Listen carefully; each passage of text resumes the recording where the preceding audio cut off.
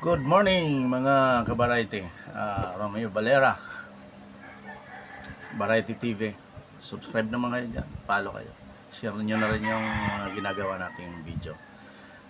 Medyo nagkaroon ng balasahan agad sa Senate. Nung nakarang araw, nagkaroon agad ng election for SP, Senate President. At pati yung chairman ng Blue Ribbon Committee, si Marcolita, napalitan na agad. Naging si Lacson ang nasa Blue Ribbon Committee ngayon, at ang SP naman si Tito Sen. Si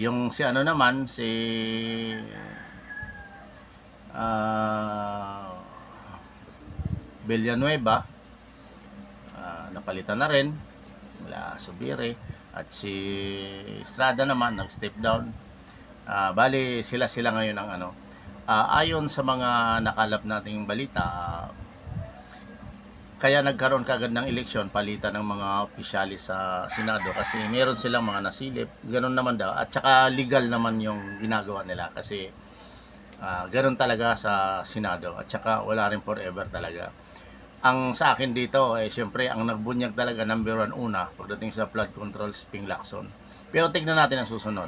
Meron pa naman tayong siguro naman pag wala rin nangyari sa kay Ping Lacson, itong siya ngayon ang naging chairman ng Blue Ribbon Committee, tignan natin baka magkakaroon ulit ng changes. Sana naman dahil siya ang talagang nagkukumahog na tignan natin kung anong mangyayari. Tsaka ito naman si Senate Senador Tito Soto. Siya pala yung pinaka-longest senator pagdating sa paglilingkod sa Senado. Siya.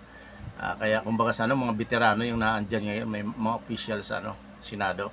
Tignan natin kung anong mangyayari nito. Alam mo naman, puro pakitang gilas ngayon 3 years na lang, sa totoo lang, itong debate ngayon at saka anomalya sa flood control, mawawala yan kasi ang mostly ang termino lang ng presidente at ang ginagawa lang nila, ang tinatrabaho lang nila sa 6 years na yon, sa pagkakaalam ko sa napansin ko mga nakaraan pa, 3 years lang sila talaga nagsisilbi sa bayan.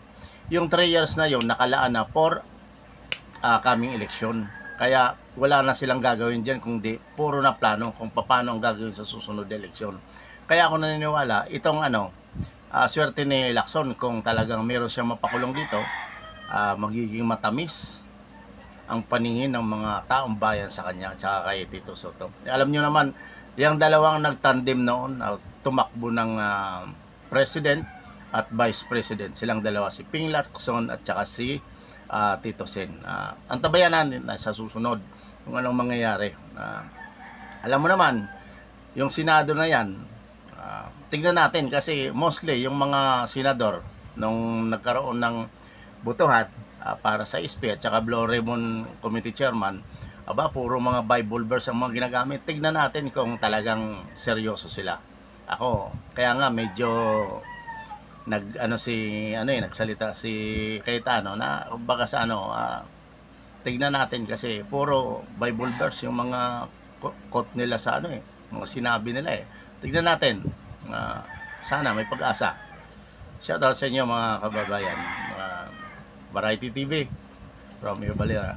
Shout out sa inyo. Wala pa tayong mga updates ngayon kasi pa lang maulan kahapon. Paki-share naman. Thank you.